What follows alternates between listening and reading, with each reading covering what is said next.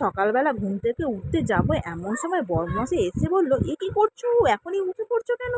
Show show show, আধা ঘন্টা পরে আমি তোমার জন্য বেডটি নিয়ে আসবো। যথারীতি বেডটিও নিয়ে আসলো। আই এম তো অবাক। আচ্ছা ঠিক আছে, খেলাম। খেয়ে বলছি, জল খাবারে কি খাবে? লুচি আর একটু তরকারি করি। কিছু বললাম না, যা হচ্ছে হোক না, ভালোই তো হচ্ছে। তো নিয়ে আসলো, খেলাম।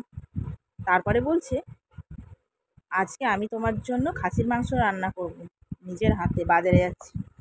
গেল। আমি তো চুপচাপ আছি, আমার তো বেশ মজাই হচ্ছে। বাজার টাজার করে নিয়ে আসলো, রান্নাও করলো, খেলাম। আমি শুধু খাচ্ছি, খেলাম।